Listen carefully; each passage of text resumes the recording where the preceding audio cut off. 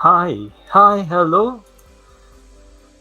Yes, awesome evening once again, mga kapatid, mga ka-awesome, and welcome back to another episode of Daily Hours, where we read, reflect, and respond to the Word of God daily. Yes, we have been doing this daily for 2 years and counting. There's a little change in schedule because on Sundays we have the Christian dialogue. Pero parang daily pa rin naman, di ba mga kapatid? And we do this daily because it's our daily bread, kumbaga. Ito ang ating spiritual na pagkain. Because Jesus said that man shall not live by bread alone, but by every word that proceeds from the mouth of God. Kaya naman, sana tuloy-tuloy pa rin tayo sa ating pag-aaral, regardless of the schedule. I mean, you can have this as an option, 9 p.m. Philippine time, or you can also do your own devotional kung hindi kaya sa time na ito. Or you can also watch the replays as well. Importante ay as much as possible sana, no, we are reminded daily to eat our daily bread. Ayan, so that we can be strengthened in our faith, so that we can continue to be encouraged as well in our journey as Christians. Ayan, welcome po sa inyong lahat. Magandang gabi ulit sa lahat ng nanonood, pati manonood ng replay. Hello, and welcome to Daily Hours. And mga kapatid, mga ka-awesome, we are again starting a new series because yesterday we just concluded the previous series, basically, which is the book of Job. So as you can see, our new series below, Ecclesiastes. So it's still on wisdom literature. So before we discuss further or talk about it more, kamusta po kayo mga kapatid at mga ka-awesome? Awesome evening po ulit sa inyong lahat. I'd like to welcome my co-host first. At kumustahin ko lang muna siya, si Jasper. Si Jasper, how are you? There you go. Ayan. Yes, good evening. Yes, I'm doing well naman. Praise God. And it's our finals na kasi that 2 weeks of school na lang. So, around 2 to 3 weeks. So, yes, time is fast. Very fast. Time is very fast. Grabe talaga, no? Time flies, sa totoo lang. Imagine, magde-December na. Grabe. I can't imagine, but imagine. Imagine, mga kapatid, grabe, ang bilis. So, yeah, and we praise God for that na in a way sa buhay natin, He still is in control. Ayan. So, okay. So, for tonight, mga andito na. Ayan. Awesome evening ulit sa lahat. Sabi ni Jessie. Alright. And si Ate Ashley, awesome evening mga kapatid. Kuya Kaloy says, good evening din po. A blessed and peaceful evening to all po. Blessed evening din po, Kuya Jerry. And okay, so before we dive into our text for tonight, recap, may marirecap ba? So ang marirecap lang naman ay yung previous series, which is the book of Job. That was just concluded yesterday, po. At napakagandang discussion basically about suffering, about God's nature, about human nature as well. Yan, and how we can deal with such trials, or what if we are in a situation like Job? Ano kayang gagawin natin? How would we respond? How would we respond to difficult questions in life, or mga questions na tinatanong din ni Job, di ba? So, ayun, ang daming mga conclusions or realizations din. Hindi na ako naka-comment, medyo na-late na ako ng uwi. But anyway, napanood ko naman yung replay. And again, you can check it out then as well. The replay and the broadcast of the past episode, the conclusion of Job, and the sharing on it. Dito lang naman sa ating channel and YouTube channel and Facebook page at Awesome Believers Cross. So please do check that out. And for tonight, as I mentioned, bagong series na ulit tayo, and this is about Ecclesiastes. Kasama na rin natin yung parang we are Job is actually considered wisdom literature kasi poetic kasi yung mga messages, di ba? Yung conversation and dialogue nila Job, the three friends, Elihu, and then God. And that's why Job is considered wisdom literature. And under that category, or genre of the book, isa na naman itong Ecclesiastes. And this is quite interesting because this is written by one of the wisest man, king alive, none other than King Solomon. So ayan po mga kapatid, mga ka-awesome, if you are ready to read, reflect, and respond with us, comment na kayo ng awesome para masimulan na rin natin ang ating pagbabasa. So it's divided into two sections, ano? Yung first part, the introduction, which is talking about everything is vanity. Okay, everything, all is vanity. And the second one, the vanity of wisdom. Okay. Pero bago yan, just a quick overview. I've read that the book is about Solomon addressing the future generations. Okay, the bitterness of learning through their own experience that life is meaningless without God. So, pagbabasahin natin itong book na ito, parang napaka-negative, napaka-lungkot, or ano pa ba yung word? Yung negatives, parang negativity pag titignan mo. Kasi parang in Tagalog, walang kwenta lahat sinasabi niya ni Solomon. Pero maintindihan natin yan once we reach the conclusion, bakit meaningless. And it will all make sense again. Just like the book of Job, ano, pag sa unang parte parang ang hirap din, ang hirap maintindihan, but at the end of it, when we reach the conclusion, it gets clear and there's an enlightenment, I would say. Okay? Ayun po. Baka may gustong idagdag lang si Jasper, baka may gusto ko lang sabihin na introduction about Ecclesiastes, or yeah, anything you'd like to share about Ecclesiastes before we read? Oh yes, Kuya, and yes, I agree with you that the introduction of this book, especially the first half, is puro negative. What Solomon is saying. That's why the book of Ecclesiastes is often misunderstood by some readers, because once they read it, some and since the message is always negative, that's the impression they get. So the book of Ecclesiastes, this is a book where you should read all of it to get the message. Because if you only get bits of it, or if you don't finish the book, you will be arriving to a different conclusion, which is life is meaningless. That's why, yes, the book of Ecclesiastes is dubbed as one of the misunderstood books because of this reason. And yes, the author is Solomon, and this is a book. Some were saying that this is like in the end of his life already.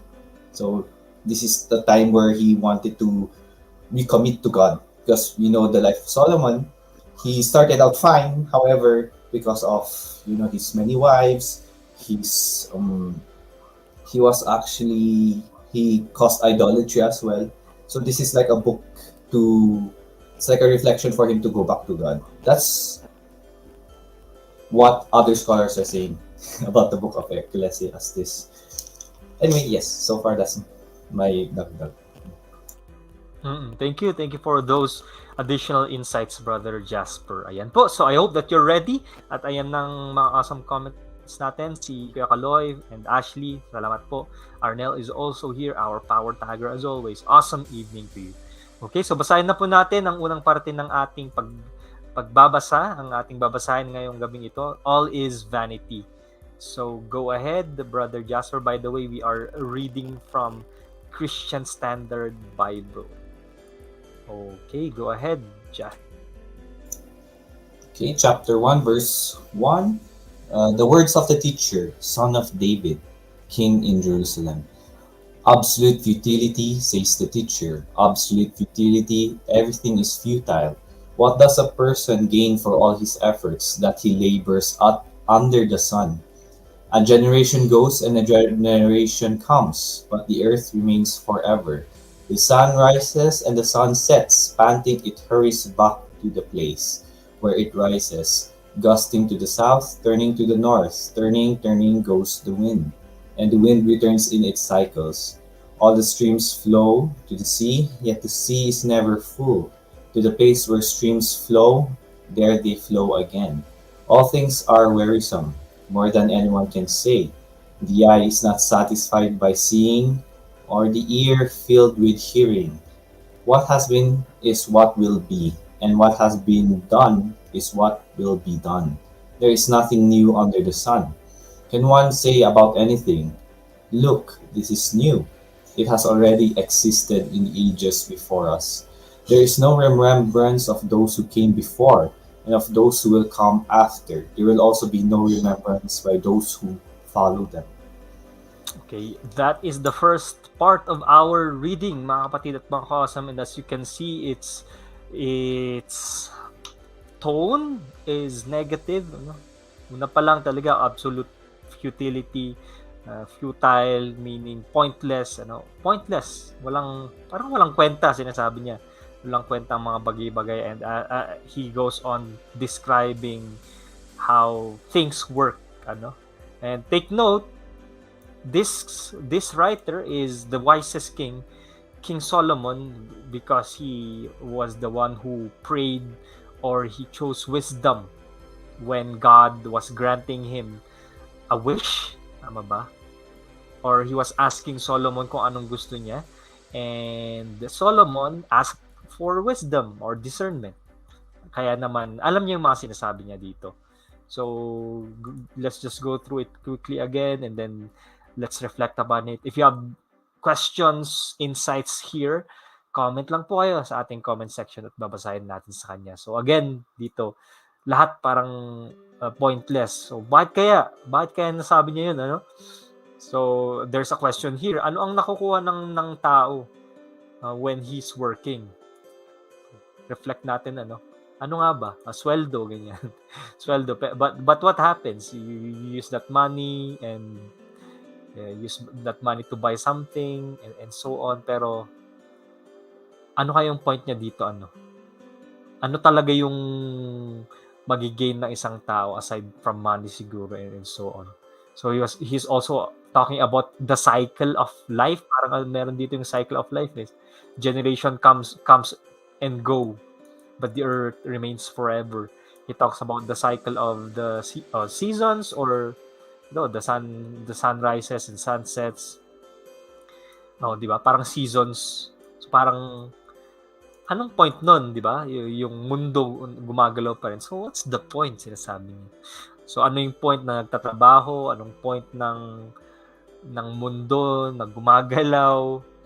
Itong seas and all. Okay. Anong point nun? And all things are wearisome, more than anyone can say. The eye is not satisfied by seeing, or the ear filled with hearing. He was talking about experience as well, human experience. And most likely, Solomon saw everything and he has heard a lot of things, pero meron pa rin unsatisfaction na nararamdaman siya. And basically, he's saying that nothing is new, parang ganun-ganun na lang. And lastly, yes, no remembrance of those who came before. Basically, parang legacy, there's really no legacy. Okay. Translate ko lang naman itong nabasa natin. But anyway, if you have comments pa dito sa ating first part ng reading, ilagay niyo lang po dyan, mga kapatid. Alright, so Brother Jasper, would you like to share your initial insights dito sa ating unang basa? Oh yes, Kuya, yep. And yes, I agree with you. So the first part is, basically, Solomon is saying that life is meaningless. And if you go to verse 1, this is actually an indicator that the author is indeed Solomon. Because there are some, again, based from my readings, there are some scholars claiming that this is not Solomon, the author is not Solomon, because of a verse we'll be reading later on. Anyway, however, what we know is that indeed Ecclesiastes is Solomon's work. So that is already like that's the accepted fact about this book. And in this book, in verse 1, the way he addresses himself is teacher. If you read other versions, he addresses himself as a preacher. So this is like a pen name. pen name. So this is what he just uses to address himself. So like a teacher or like a preacher who teaches a group of people, there's an assembly. So basically, Solomon is teaching an assembly, or he's telling us the meaning of life, and this is how he sees it.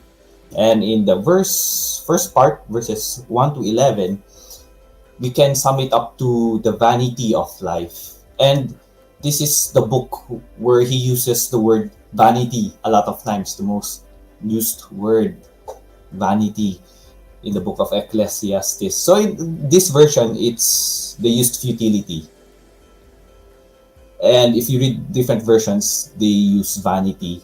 So if we talk about vanity, if they when they translated it to Hebrew, or when the Hebrew word when they translated it, it actually means vapor or breath.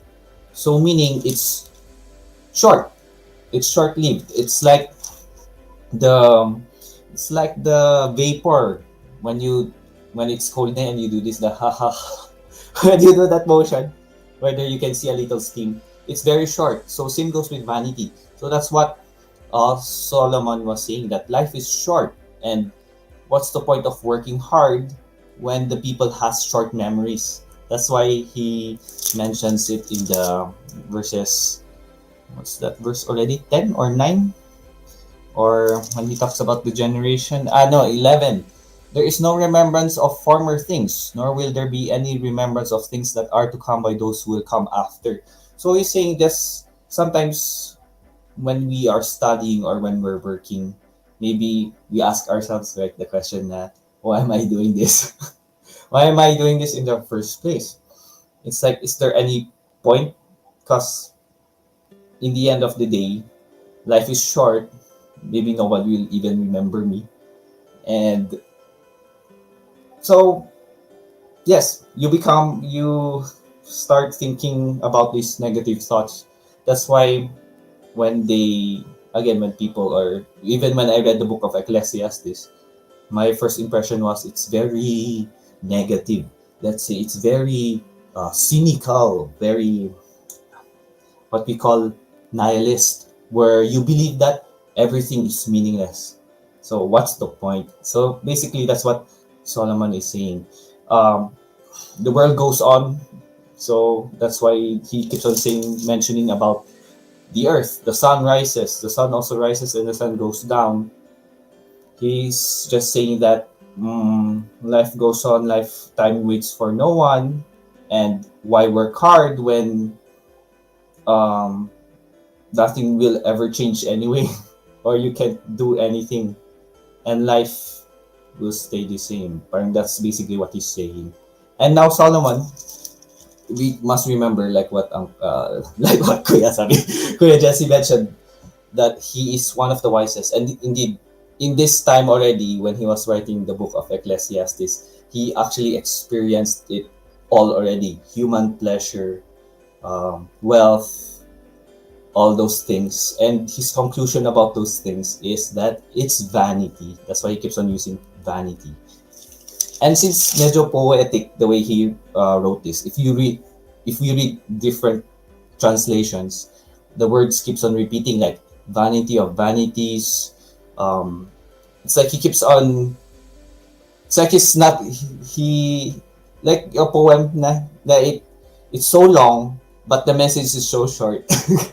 So this is one example. That's why it's so long. Pero the main point in verses 1 to 11 is the vanity of life. So that's what he wants to say. Yes, those are my inputs for these verses. Thank you, Brother Jasper, for those insights. Tama, ano po.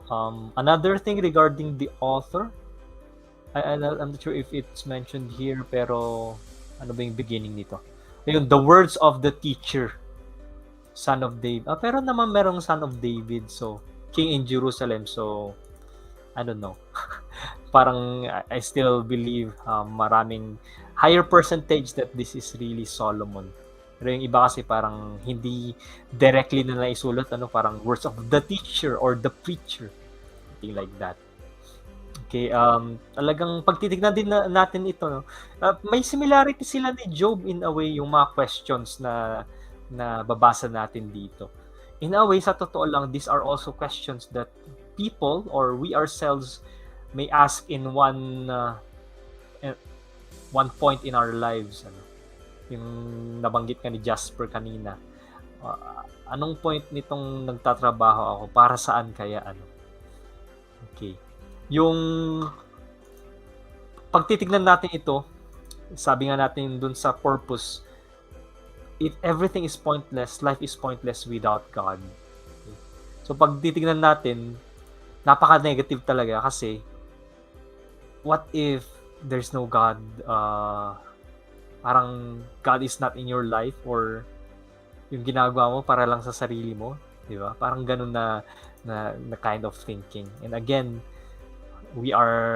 maganda na ipunta natin yung sarili natin sa posisyon ni Solomon. So maganda rin na at least makilala natin siya ng mas maigi pa. His character, what he's doing, and all. Yeah.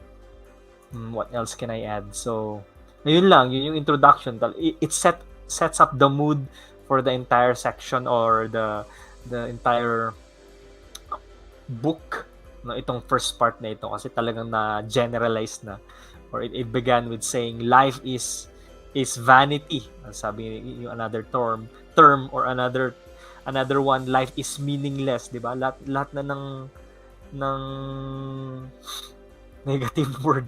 Everything is meaningless, sabi niya, di ba? Okay, parang kailan mo kaya naisip yung bagay na yun? Yung everything is meaningless, parang wala lang, di ba? Parang paikot-ikot lang ang mundo, parang ganun. So what's the point? Sabi natin. Okay, ayun po yung first part ng reading natin. Alright. Okay, let's continue with the next reading. Kung wala na kayong dadagdag, unless may gusto ka pang idagdag, Jasper. Okay, great. Sige, let's proceed to the next part. He transitions to wisdom, the limitations of wisdom. And again, we know that this writer is wise. Okay, so let's see what he wants to say next. Go ahead, Jasper. Verse 12. I, the teacher, have been king over Israel in Jerusalem. I applied my mind to examine and explore through wisdom all that is done under heaven. God has given people this miserable task to keep them occupied. I have seen all the things that are done under the sun and have found everything to be futile, a pursuit of the wind. What is crooked cannot be straightened, what is lacking cannot be counted. I said to myself, see, I have amassed wisdom far beyond all those who were over Jerusalem before me, and my mind has thoroughly grasped wisdom and knowledge.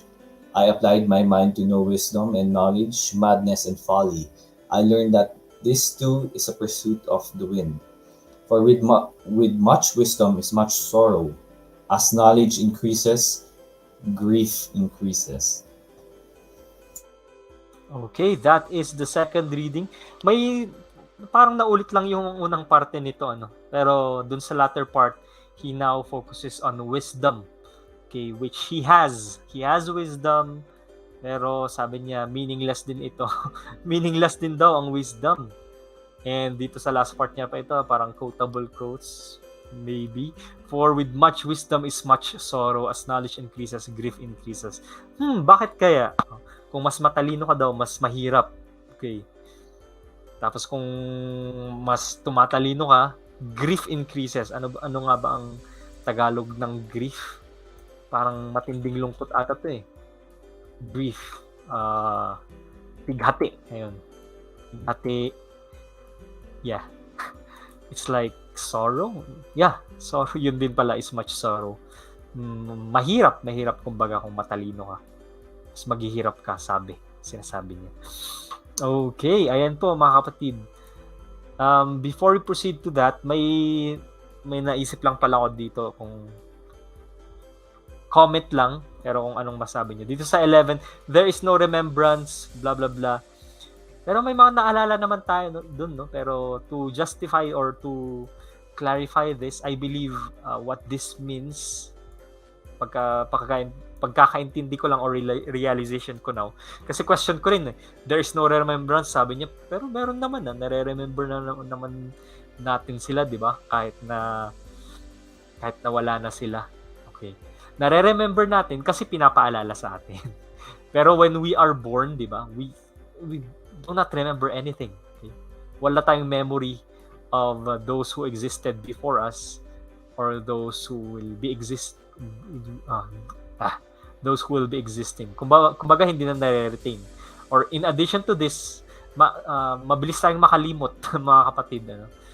So, yun yung gusto kong ilagay lang dito sa part na ito. Kasi baka i-question, yung question ko, i-question nyo rin, di ba? Another thing dito sa verse 10, can anyone say about anything, look, this is new? O, di ba ngayon, maraming bago, sa totoo lang, bagong cellphone, bagong unit, ano pa ba? Bagong technology, anong masasabi niyo doon? It has already existed in the ages before us. What do you think, Jasper? From what I've read in the commentary, what Solomon wants to say is, or the interpretation of the the one who made the commentary is that people have short memories. That is why we have the saying, history repeats itself. So people don't learn. Since they have short memories, people don't learn from past generations, and throughout the generations, people commit the same mistakes over and over again. So what's the point, right? People will just forget. People will just repeat the same mistakes. So what's the meaning of life? What's the point of life if that's how life goes? That's why he mentioned a while ago, the sun rises and the sun goes back. So he's saying is like, I cannot change the world. What's the point of working hard because I cannot change the world? So very pessimistic, very negative of the way he looks at the world. Meaning that's why he said, why labor? Why work if we cannot change anything? Because again, in the next generation, nothing will change. So that's what I got from the commentary. Yeah. All right. Thank you, Jasper, for that addition. Yeah, I hope that's clear. And I think dito pa sa ano pa ba? Ano pa mong pwedeng tanungin dito sa mga verses na ito? Clear naman na yung mga first parts with the addition of Jasper. Dito lang siguro context, what is he pertaining to the new, kung ano yung bago, no? Baka yung discovery niya or something. I think lang. Hindi kasi specific masyado itong verse 10. Anyway, let's proceed to the next reading. Any insights here? 12 to 18. Balik ko ulit sa'yo, Brother Jasper. Yes. So verse 12, actually this is the verse I was saying a while ago. Now people are using it as a counter argument against no, Solomon is not the author because he says here, this translation is actually the correct one. Medyo like the correct, kasi have been. There are some other translations, they instead of saying have been, they say was. So meaning he's not king anymore. So if you like in King James, if I read, I, the preacher, was king over Israel in Jerusalem. So again, I'm just mentioning this because some people they don't agree with the author. But what we know, the accepted fact is that Solomon is the author. Because it says here, I have been king over Israel in Jerusalem. And in the first verse, he said, son of David. And he is indeed the son of David. Right? One of the sons of David. Anyway, so yes, in this version, this is the version that they're saying na Solomon is the author because it's not really was, it's actually have been. Anyway, the point I want to say is Solomon is the author. That's what I want to say. Anyway, so if we go through the verses, it continues the negative thoughts of Solomon about this life. Now he focuses on wisdom. Now we know that Solomon is the wisest out there. He's the wisest, and this is what he like what we just mentioned a while ago, wished for. And since this is what he wanted, then why did he say that it's useless or futile, right? What? I thought you wanted this. Then why are you saying this? It's because in verse 15 he said, what is crooked cannot be straightened, what is lacking cannot be counted. So, very negative. It's like he's saying that, again, it reinforces the point from a while ago that people are asking, is this new? No, it's always been there because, again, Solomon is saying that people have short memories. And since people have short memories, they commit the same mistakes. That is why what is crooked cannot be straightened, what is lacking cannot be counted. So, despite, all this wisdom, you cannot change this. So, again, it's like he's venting his frustrations. So I said to myself, see, I have amassed wisdom far beyond all those who were over Jerusalem before me, and my mind has thoroughly grasped wisdom and knowledge. And he concludes that in all his years of studying, he concludes that for with much wisdom is much sorrow. As knowledge increases, grief increases. And I kind of agree to this. If you, especially when I began learning integral calculus. So when I learned more about calculus, the more I was sad. Anyway, that was a joke. Sorry. Yes, for those engineers out there who are just studying calculus, yes, I feel you.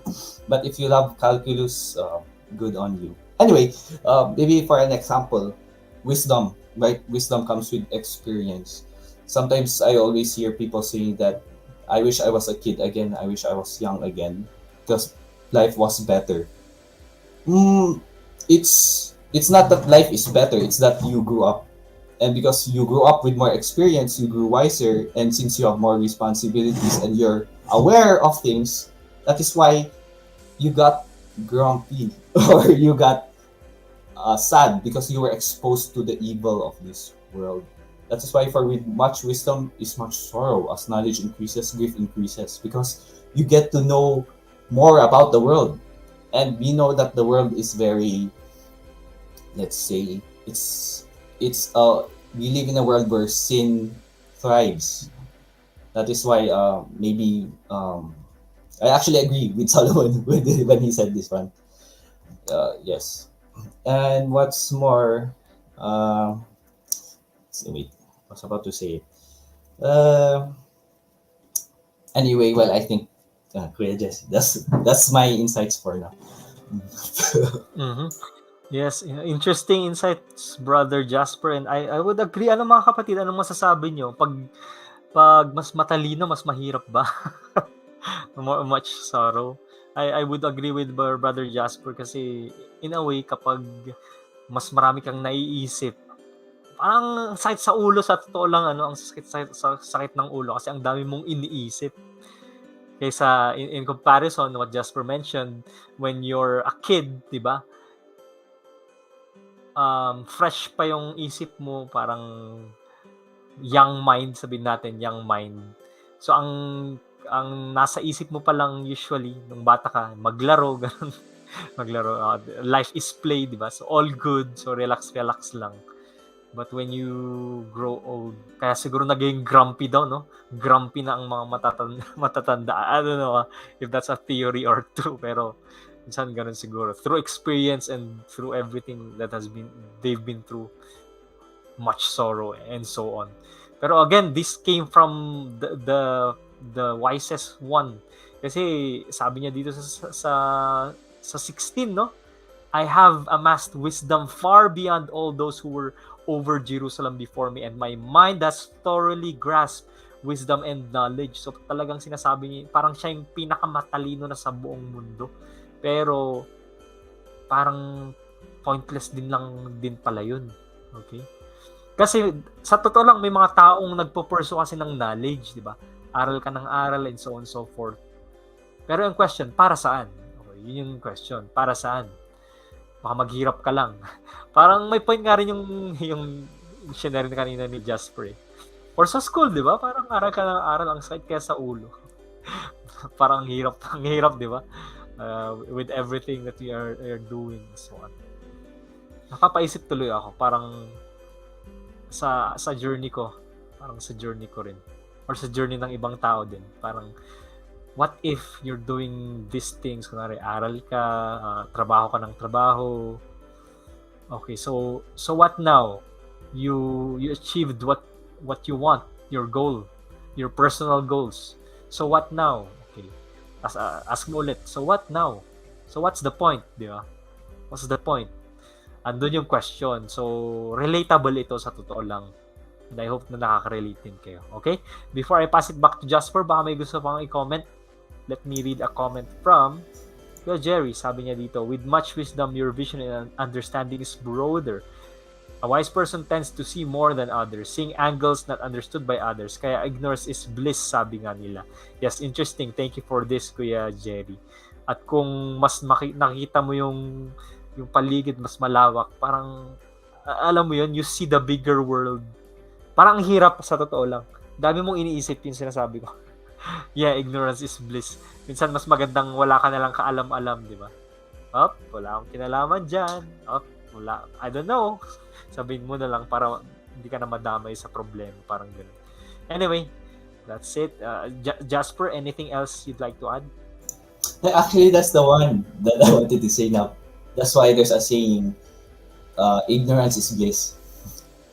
Like, also for example, with much wisdom and much sorrow, as knowledge increases, grief increases. Yes, I agree with Brother Jeremiah here. Since you know a lot of things, you're wiser, meaning you tend to see what people don't see or what people know. For example, if you love wearing makeup, right, it gives you happiness. But did you know? Did you know before they sell it to the public, they have to test it. And who do they test it on? They actually test it on animals, and sometimes it's very if you're if you yeah if you're not comfortable with animal cruelty, this is what's happening in those labs before they make the makeup. They actually test the product on animals first, and sometimes so it's like trial and error. And just to make the perfect makeup, there were a lot of errors. So yes, so that product you're wearing on your face is built on dead animals. So something like that. So the more you know about it, you get sad about it, right? So maybe that's one example. Anyway, again, when we read the book of Ecclesiastes, you take it with a grain of salt because this is the thoughts of Solomon. This is the thoughts of Solomon. It doesn't mean na it's true for everyone. Kasi like saying in the verses na Solomon is saying that people have short memories. This is him just generalizing. It doesn't mean everybody has short memories. Or maybe you're very wise yet you're happy. So this doesn't apply to you. So again, this is just the thoughts of Solomon, and it's just generalizing. It doesn't mean everybody is like this. Anyway, yes, that's why when we read it, yes, we read it carefully. Thank you for pointing that out, no, yung generalization ni Solomon. So he's talking about his experience dito sa later part of his life now. Okay, with his wisdom and with his experience, ito ang kanyang reflection, kumbaga, no, reflection sa buhay-buhay. At ayan, ano kayang marirealize natin by the end of it. Anyway, kung lang naman to 18 chapters, I believe. So, it's not that long. Pero, marami ring realizations or I hope na magets natin yung pinaka-gist nitong Ecclesiastes. Okay, let's now proceed to our responses. Responses. Okay, so anong pinaka-takeaways natin for tonight's episode? Simulan mo na, Brother Jasper. Mga kapatid, you can also share yours so that we can all learn. Alright, go ahead, Jasper, ikaw muna. Yes, I have two takeaways. So the first one is, according to Solomon, life is meaningless. And the second one is uh, the grief of wisdom.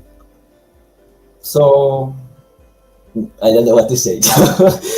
Those are my takeaways. So again, this is Solomon is just sharing his experience. So maybe we can relate to it. And yes, I relate to it. But again, when we read the book of Ecclesiastes, it's nice to read all of it because despite the world being meaningless, it is not meaningless if you put God in your life. So let's remember that. Uh, Whenever you're feeling sad or whenever you're feeling that why am I doing this in the first place, let's always remember God. It's because of God He puts meaning to our lives. So those are my takeaways. Yeah, actually, yun na rin sa akin eh. Pretty straightforward sa totoo lang mga kapatid. Ano. And yun talaga yung pinaka-point din. So, beginning with this, everything is meaningless. Pag-isipin natin, try natin i-reflect ano, what if God is not in the picture? Okay, how are we going to live our lives now? Yun. Try nating i-imagine. Ano kayong buhay natin ngayon kapag hindi tayo Kristiyano or iba yung ginagawa natin? Okay. How will we put meaning into our lives? Something like that. And ayun, sa wisdom din, it's not everything, I would say. And kung pursuit of wisdom, if you are pursuing wisdom, knowledge, what kind of knowledge are you pursuing? What kind of wisdom are you pursuing? And anong point nun? Yun siguro yung gusto ko rin, I'm not sure kung may nanonood, pero may mga ganyan, di ba? Like, ako nakita ko, may mga tao na talagang gain knowledge, pero ano kayong point? Diba? Ang tali-talino, pero ano yung point? Yeah, that's something we should think about. So, ayun po mga kapatid, mga ka-awesome, that is it for our first episode for Ecclesiastes. So, kung may comments kayo, ilagay nyo lang dyan. At yun, may nakahabol. Okay, before our closing words. Okay, sabi ni Kuya Jerry, on the subject of short memory, I believe Solomon is pertaining to a singular person. That is, we can only have a memory so long as we live. Pero once we die, there will be no memories. Parang yung anak na suwail sa ina niya. Nung namatay na yung nanay, dun niya lang binigyan ng bulaklak. Whatever we achieve in life, once we die, there's no use for the praises that people will give us kasi wala na tayo. Okay. Thank you for this, Kuya Jerry. It makes sense. It makes sense. I can relate it to the part na yung sa cycle. Kapag pumanaw ka na, parang wala na. That's it. Diba? Game over. Parang ganun. And some people think of that as life. Ganun na yun. Kapag namatay ka, game over. That's it. Pero pag isipin mo, ganun, talaga ba ganun na lang? Parang, so anong punto ng buhay, di ba? Parang, ang hirap. Sumasakit yung ulo ko thinking about it pag ganun. Pero, ayun, thank you for this, Kuya Jerry. Ayan po, so, that is for Ecclesiastes. And, yes, everything is meaningless kapag wala ang Diyos. Yun naman yung conclusion, pero, nasa beginning part pa lang natin. Na-spoil na, pero okay lang naman na paulit-ulit naman yung part na yun. Pero tignan lang natin ulit basahin natin yung perspective ni Solomon and hoping that you can learn from it as well. And new insights perhaps and enlightenment. Okay, so for now, dyan na po muna tayo sa ating episode for tonight and we will continue tomorrow as well. Tomorrow, as always, ang episode 2 ng Ecclesiastes. So with that, mga kapatid, mga ka-awesome, stay healthy. Stay healthy not just physically, but spiritually. Stay awesome and stay with Jesus. Thank you so much, Jasper, for being my co-host for tonight's episode and sa inyong lahat, mga ka-awesome, mga kapatid, sa pagsama sa amin sa patuloy nating pagbabasa, pag-reflect at pag-response sa salita ng Diyos. God bless you all richly. Let the light shine wherever we are. And let the love of Jesus be seen wherever we go. God bless po. Don't forget to pray. Take care.